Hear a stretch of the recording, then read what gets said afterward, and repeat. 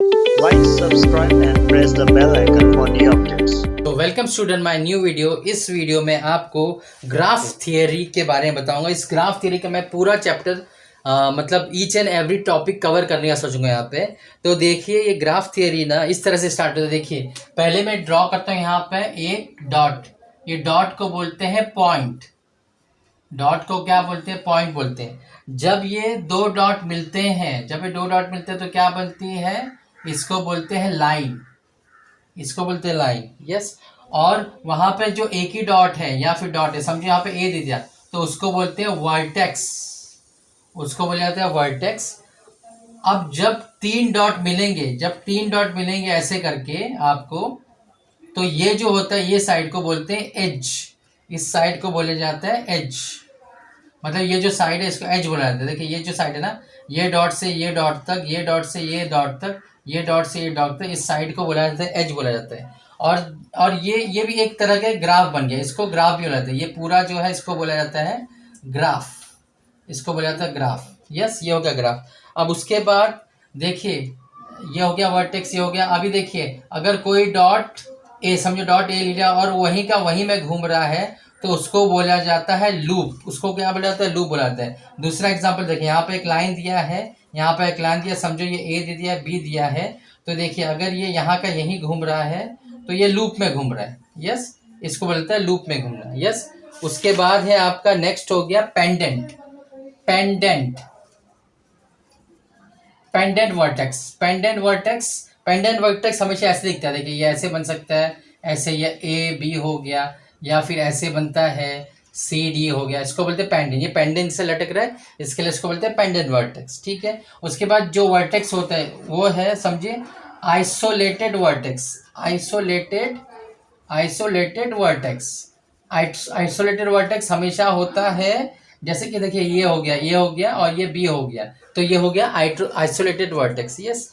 Yes. देखिए तो मैंने आपको सब वर्टेक्स और पॉइंट के बारे में बताइए। अब देखिए डिग्री ऑफ वर्टेक्स। देखिए इसका दूसरा टॉपिक है degree of vertex. Degree of vertex जो कि दो होते हैं। पहला होता है अनडायरेक्टेड। Undirected graph.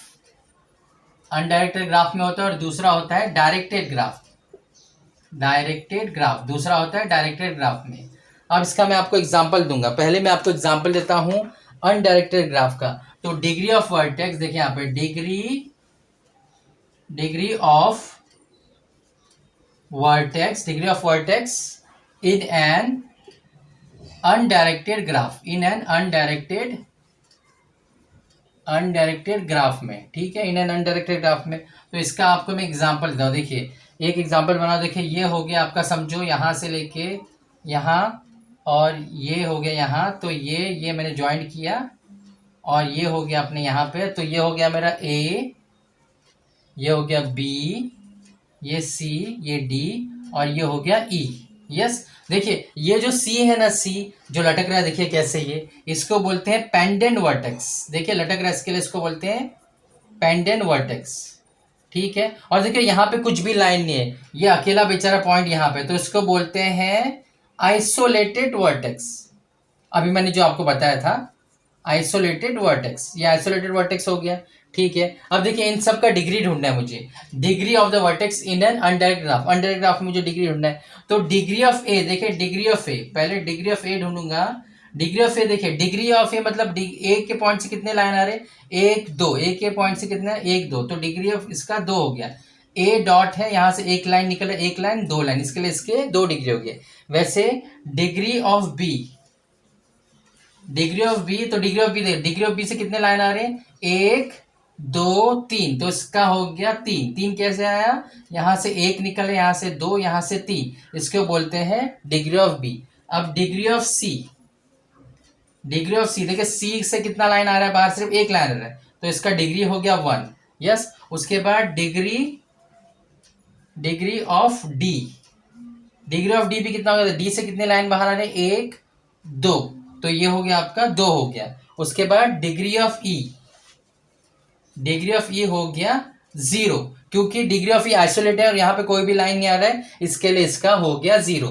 तो ये हो गया डिग्री ऑफ वर्टेक्स में अनडायरेक्टेड ग्राफ का एग्जांपल्स। वहीं पे डिग्री ऑफ वर्टेक्स में अभी आपको मैं डायरेक्टेड ग्राफ का एग्जांपल बताऊंगा। देखिए डायरेक्टेड ग्राफ का बताता हूं, ये अनडायरेक्टेड हो गया। अब यहाँ पे आ गया आपका डायरेक्टेड ग्राफ। देखिए degree of vertex in and directed graph में, डायरेक्टेड ग्राफ में देखिए इसमें दो होते हैं, डायरेक्ट ग्राफ में दो होते हैं। पहला होता है इन डिग्री, पहला होता है इन डिग्री और दूसरा होता है आउट डिग्री, दूसरा होता है आउट डिग्री, दूसरा आउट डिग्री होता है। देखिए इन डिग्री आउट डिग्री। अब यहाँ पे देखिए इसका मैं पहले आपको मैं एक डायग्राम बना के बताता हूँ, फिर इसके हिसाब से आपको समझेगा कि इसको डायरेक्टेड ग्राफ क्यों कहा जाता है। देखिए पहला मैं एक डायग्राम बनाना है यहाँ पे।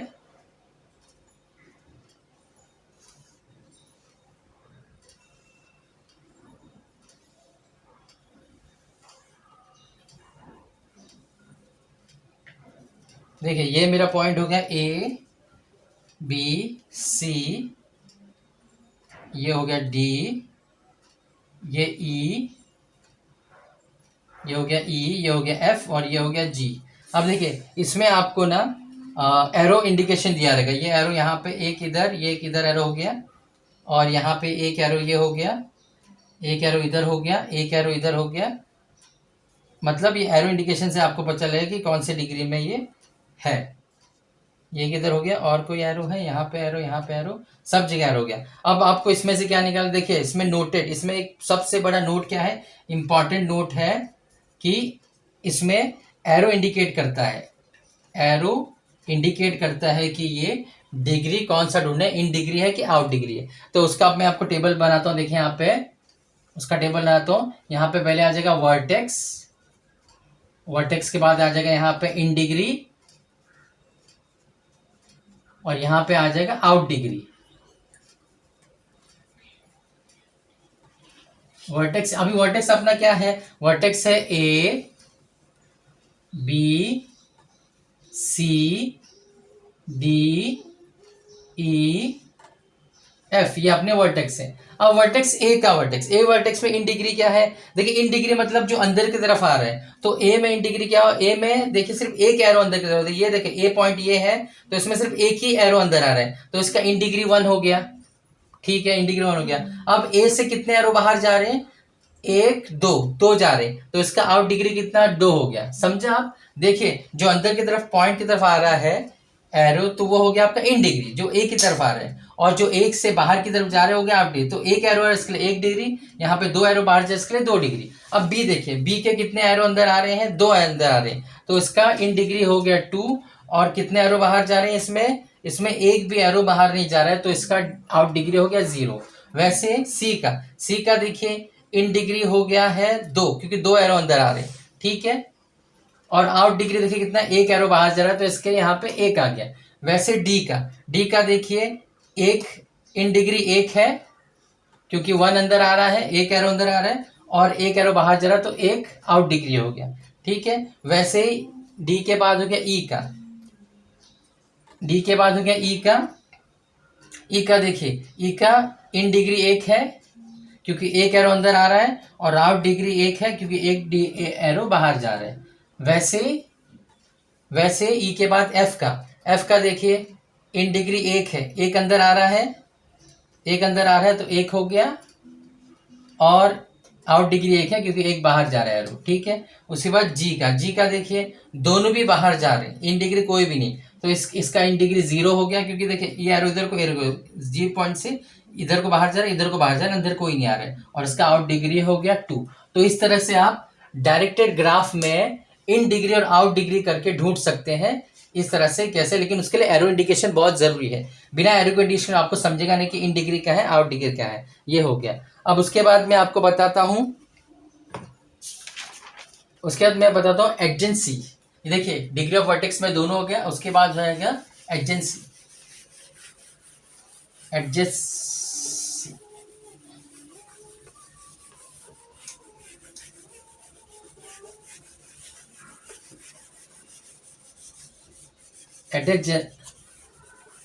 देखिए एडजेसेंसी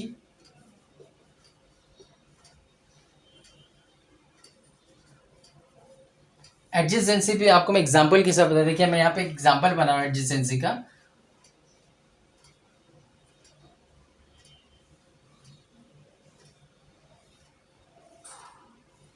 देखिए ये हो गया ए, ये बी, ये सी, ये डी, ये ई और एफ। अब इसमें आपको ढूंढना है कौन किसका एडजेसेंट साइड है और उसका कॉमन वर्टेक्स क्या है। तो देखिए यहाँ पे देखिए ए और बी एडजेसेंट साइड है, A and B adjacent side है, आर एडजेसेंट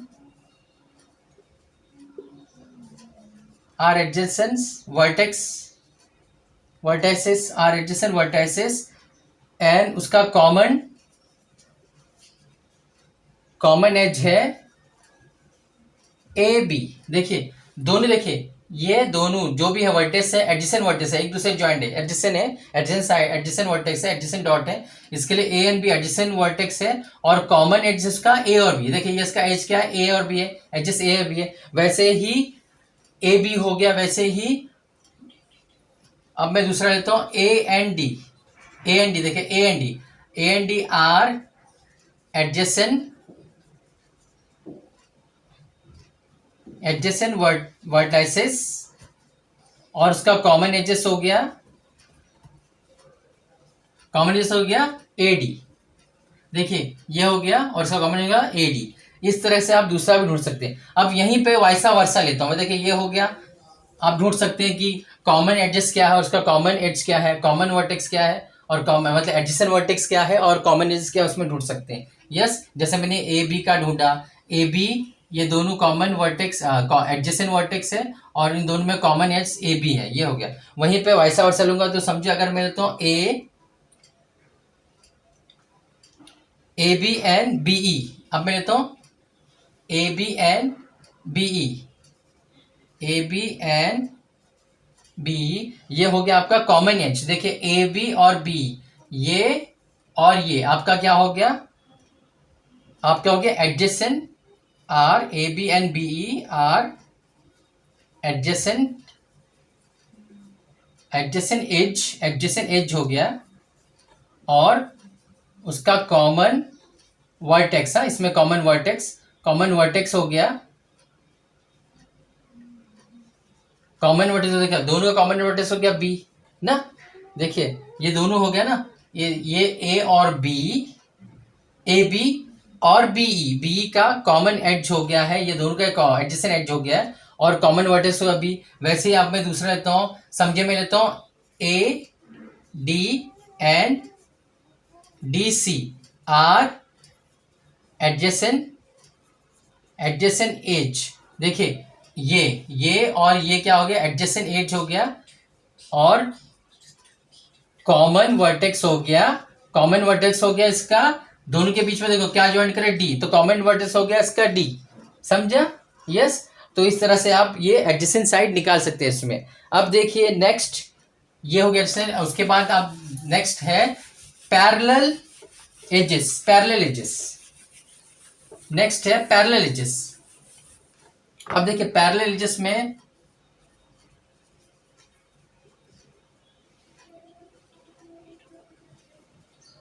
देखिए पैरेलल एजेस में क्या होगा, समझो आपको यहाँ पे ए और बी एक दिया है, दो डॉट दिए ए और बी करके। यस, एक लाइन तो उसमें ज्वाइंट है लेकिन एक लाइन उसमें घूम के आ रही है, तो इसको बोलते हैं पैरेलल एजेस। समझे यहाँ पे अभी सी और डी दिया है, यहाँ पे समझे सी और डी, तो एक लाइन तो उसमें है लेकिन दूसरी लाइन उसमें घूम कर इसके लिए इसको बोलते हैं पैरेलल एजेस। ठीक है, इस तरह से आप पैरेलल एजेस ढूंढ सकते हैं। उसके बाद है आपका मल्टीग्राफ। देखिए मल्टीग्राफ कैसे ढूंढते हैं। मल्टीग्राफ यही सब यूज होता है, पैरेलल एजेस वगैरह, इसके लिए पैरेलल एजेस बताया मैंने। देखिए मल्टीग्राफ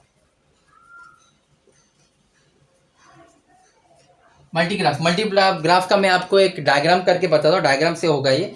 देखिए समझो मैंने यहाँ पे लिया है,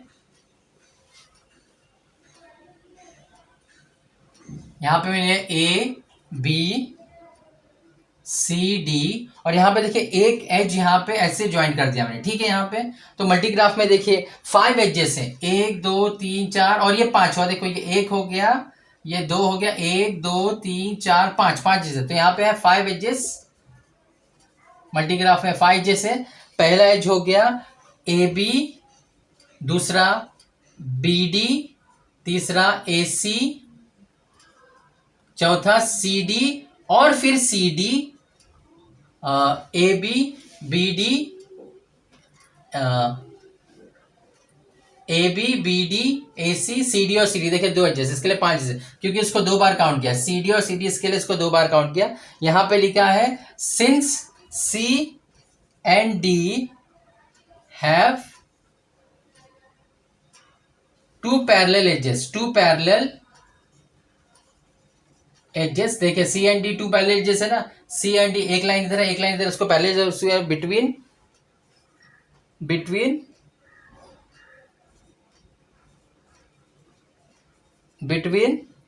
then it is a multigraph, then it is an multigraph। तब ये मल्टीग्राफ हो गया। ठीक है, इस तरह से आप मल्टीग्राफ निकाल सकते हैं। देखो यहाँ पे एडजस्ट कितना है, एक एडजस्ट ये हो गया, 2 ये हो गया, 3 ये हो गया, 4 हो गया, और ये सी डी एक ये भी एडजस्ट हो गया। इसके लिए 1 2 3 4 5 जिसके हिसाब से ये मल्टीग्राफ हो गया। ठीक है, उसके बाद ये हो गया मल्टीग्राफ का, आपको बता दिया।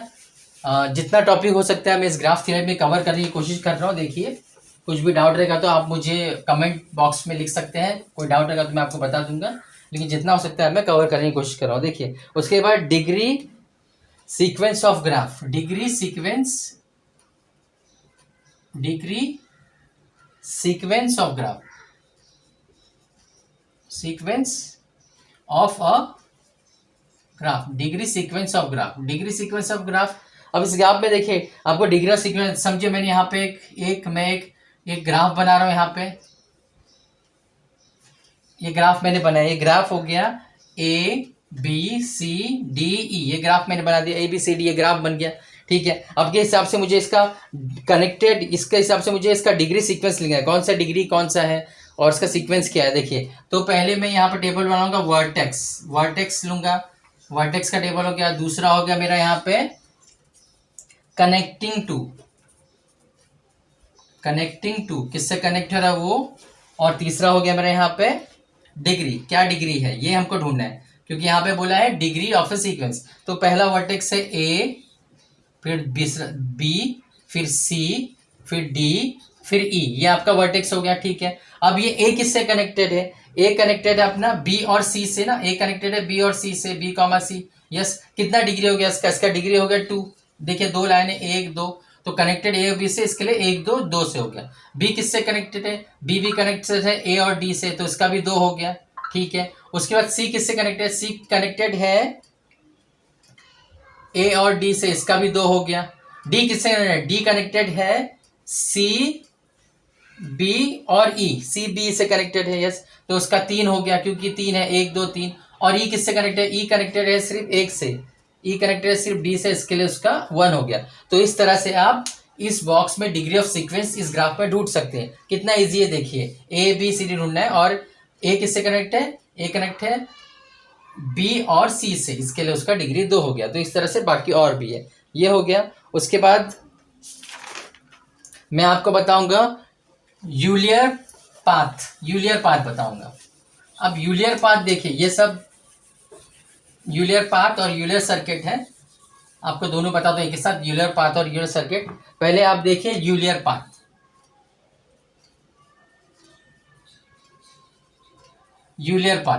और यहां पे आपको बताता हूं यूलियर सर्किट।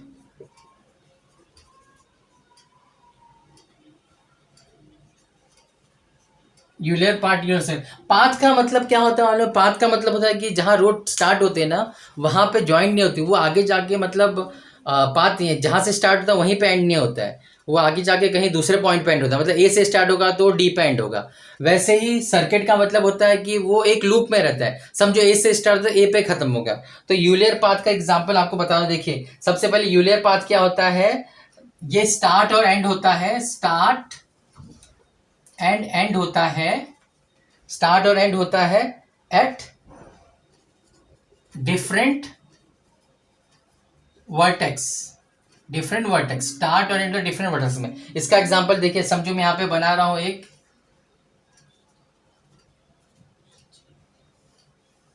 समझो यहाँ पे मैं एक बना रहा हूँ, यहाँ पे देखिए डायग्राम बना रहा हूँ आपके लिए ग्राफ थियरीज के हिसाब से। तो देखिए ये A B C D E F हो गया, ठीक है। अब ये इंडिकेशन बना रहा हूँ मैं आपको यहाँ से, ये इंडिकेशन यहाँ से ये ज्वाइंट हो गया।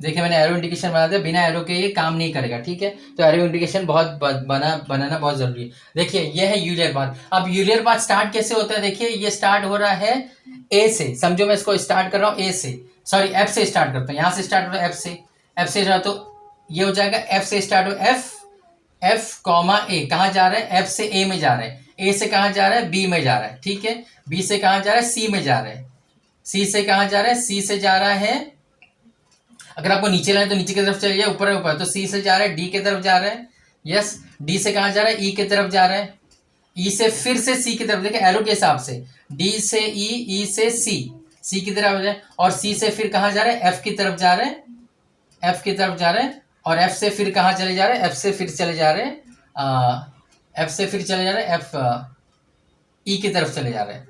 देखिए तो इस तरह से पार्ट देखिए स्टार्ट हुआ है एफ से, यहाँ गया, यहाँ गया, यहाँ गया, यहाँ गया, यहाँ गया, यहाँ गया, यहाँ से फिर यहाँ आ गया। देखिए तो इसका पाथ अलग हुआ, तो ई की तरफ आ गया, यस, इसको बोलते हैं यूलियर पाथ। ओके, नाउ हम देखेंगे यूलियर सर्किट। अब यूलियर सर्किट देखिए कैसा होता है। यूलियर सर्किट में देखिए, यूलियर सर्किट होता है स्टार्ट एंड एंड, स्टार्ट और एंड होता है मतलब सेम वर्टेक्स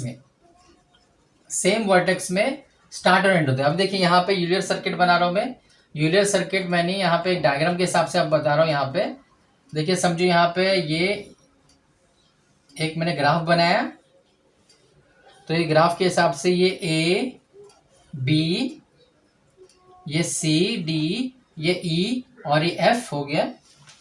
यहाँ पे मैं इसको रोटेट ग्राफ बना देता हूँ यहाँ से, तो ये जाएगा यहाँ पे, यहाँ पे, यहाँ पे, यहाँ पे, यहाँ पे, ये यहाँ पे, यहाँ, ये देखिए ये एरो इंडिकेशन कर रहा है। तो अब देखिए ये स्टार्ट हो रहा है, ये समझो स्टार्ट हो रहा है ई से स्टार्ट हो रहा है, तो ई से जाएगा ए पे गया, ए से जाएगा बी पे गया, बी से गया एफ पे, एफ से गया, देखिए एफ से आप फिर जा सकते हैं नीचे का, लेकिन मैं एफ से जाता हूँ ई पे, या फिर वापस आप रोटेट कीजिए तो मैं एफ से जाता हूँ डी पे, डी से जाता हूँ सी पे, सी से जाता हूँ ई पे, ई से जाता हूँ एफ पे, फिर एफ से जाता हूँ ई पे। देखिए ये देखिए रोटेट हो रहा है, ई से ई गया यहाँ पे, इसके लिए इसको बोलते हैं सर्किट, एक लूप में चल रहा है, और ये एफ से ई पे गया, तो देखिए ये सर्किट नहीं हो रहा है, ये एक पाथ बन रहा है। तो इस तरह से आप यूलियर पाथ और यूलियर सर्किट देख सकते हैं। उसके बाद है आपको मैं बताऊंगा हैमिल्टोनियस पाथ। उसके बाद में आपको बताऊंगा हैमिल्टोनियस पाथ। इसमें भी हैमिल्टोनियस पाथ और हैमिल्टोनियस सर्किट अलग अलग है, ध्यान दीजिए, दोनों में सेम ही है, मतलब दोनों आपको सेम ही करना है। देखिए पाथ मतलब एक सीधा रास्ता जिसका कोई पॉइंट नहीं होता है, और सर्किट मतलब एक लूप जैसा होता है। तो हैमिल्टोनियन पाथ, पहले हैमिल्टोनियन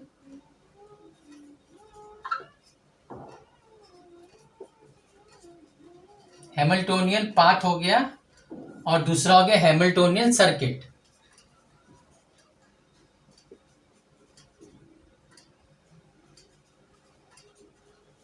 देखिए इसका भी एग्जांपल मैं आपको ग्राफ के हिसाब से बताऊंगा। देखिए पहले मैं बना रहा हूँ हैमिल्टोनियन पाथ, तो समझिए मैं बना रहा हूँ यहाँ पे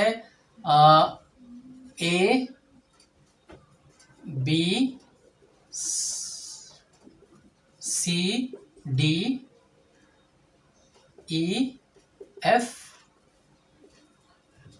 जी एच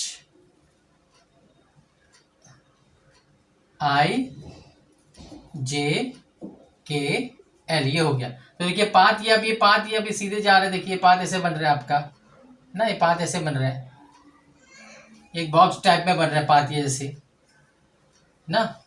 लेकिन जब मैं आपको इसको सर्किट डायग्राम में जाऊँ, पाथ के डायग्राम में जाऊँगा, तो मैं ऐसे जाऊँगा। देखिए यहाँ से चलूँगा, यहाँ चलूँगा, फिर यहाँ चलूँगा, यहाँ चलूँगा, जहाँ डार्क कर रहा हूँ वहाँ चलूँगा मैं ऐसे करके, और इसको ऐसे लेके जाऊंगा, देखिए पाथ के हिसाब से। तो समझिए मैं इसमें चलता हूँ तो कैसे हो जाएगा, ए से बी, बी से एफ, ए से बी, बी से एफ, एफ से जी, जी से सी, सी से डी, डी से एच, एच से एल, एल से के से जे, जे से आई से ई और ई से फिर ए। देखिए यस, तो इस तरह से हम लोग, नहीं ये सर्किट है, सॉरी ये सर्किट डायग्राम है, ये सर्किट डायग्राम है और पार्ट डायग्राम यहाँ पे बनाऊंगा मैं आपके लिए। सर्किट डायग्राम हो गया, पार्ट डायग्राम है। तो देखिए ए से लेके ए एक सर्किट में गया ना, मतलब ए से मैंने स्टार्ट किया, B C D E F G H H J K L जे आई ई, फिर ए पे चला गया। तो ये हो गया आपका सर्किट डायग्राम। वैसे हैमिल्टनियन पाथ में देखिए, अगर मैं हैमिल्टनियन पाथ का आपको बताता हूँ तो देखिए इसका एक डायग्राम हो गया, ये हैमिल्टनियन पाथ के मैं बता रहा हूँ। तो ये हो गया आपका ए बी सी डी और ई हो गया, yes A B C D हो गया। इस तरह से मैंने बनाया इसको, यस ये बन गया। तो ये देखिए ये यहाँ पे भी एरो इंडिकेशन चल रहा है, हर जगह एरो इंडिकेशन बहुत जरूरी है। ये हो गया, तो देखिए अब ये स्टार्ट होगा, ये अभी पाथ है, पाथ मतलब एक तरह से स्टार्ट हो रहा है तो एक दूसरे एंड पे खत्म हो रहा है। तो मैं स्टार्ट करूंगा उसको ई से हो जाएगा बी, बी से हो जाएगा ए से सी और सी से हो जाएगा ए से सी, सी से ए से सी, तो आपका ए सॉरी ए से डी, डी से बी, बी से ए और ए से सी। देखिए दोनों भी एंड अलग है, यहाँ से स्टार्ट हुआ था पाथ में और ये अलग एंड पे खत्म हुआ। तो इस तरह से आप हैमिल्टनियन सर्किट, हैमिल्टन पाथ को डिस्क्राइब कर सकते हैं, ठीक है। उसके बाद मैं आपको बताऊंगा, देखिए मैं जितना हो सकता है उतना टॉपिक कवर करने की कोशिश कर रहा हूँ ग्राफ थियरी में। कोई डाउट रहेगा तो आप मुझे पूछ सकते हैं कमेंट बॉक्स पे, ओके। अब देखिए ये minimum minimum minimum minimum spanning, minimum spanning tree, minimum spanning tree, minimum spanning tree देखो कैसा बनता है। मिनिमम स्पैनिंग ट्री ग्राफ में ना, इसमें एक एच हमेशा ना, मतलब एक एच हमेशा निकला रहता है, गायब रहता है, एक एच हम लोग नहीं लेते हैं। तो समझिए यहाँ पे आपको दिया है, ये देखिए यहाँ पे ग्राफ बना रहा हूँ मैं आपके लिए।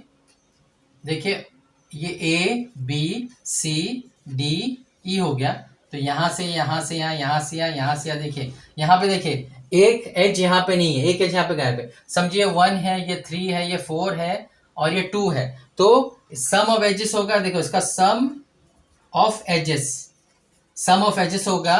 देखिए पहला है 1 प्लस दूसरा है 3 प्लस 4 प्लस 2, तो इसको ऐड करूंगा कितना हो जाएगा, ये हो जाएगा 10। तो सम ऑफ एजेस इसका 10 हो गया। इसको बोलते हैं मिनिमल ग्राफ, जिसमें आप एजेस को ऐड करते हो। ऐसा एग्जांपल समझिए ये एज हट गया तो यहाँ पे आ गया, इस एच के हिसाब से ले सकते हो। तो एच के हिसाब से काम करता है और एच का आपको वैल्यू दिया जाता है। उसके बाद है आपका स्पैनिंग ट्री, स्पैनिंग ट्री। अभी स्पैनिंग ट्री में देखिए आपको सिर्फ ने एच काउंट करना पड़ता है। देखिए यहाँ पे समझो मैंने यहाँ पे एक डायग्राम बनाया है, एक ग्राफ मैंने प्लॉट किया यहाँ पे। समझो यहाँ पे ग्राफ प्लॉट किया, तो ये ग्राफ प्लॉट करने के हिसाब से देखिए यहाँ पे ये समझो ए बी सी डी ई हो गया, ठीक है। तो यहाँ पे सिर्फ एच लिखना है। देखिए मिनिमल स्पैन ट्री में हम लोग एजेस को ऐड करते, समायोजन करते हैं, लेकिन यहाँ पे देखो 1 H 2 H 3 H 4 H 5 H, तो इसमें एजेस कितना हो गया, इसमें एजेस हो गया 5। तो इस तरह से मिनिमम स्पैन ट्री में आप एच को ऐड करते हो और स्पैन ट्री में आपको एच काउंट करके लिखते हो। तो देखिए मैंने जितना हो सका है ये ग्राफ थ्योरी इस टॉपिक में कवर करने का सोचा है। अगर आपको कुछ भी डाउट हो तो आप मुझे ग्राफ में कमेंट में पूछ सकते हैं। तो आज के लिए बस हुआ, आज के लिए मैं वीडियो यहीं पे बंद करता हूँ। और मेरे चैनल को जरूर सब्सक्राइब करें और वीडियो को लाइक करें और शेयर करें। तब तक के लिए गुड बाय, थैंक्स।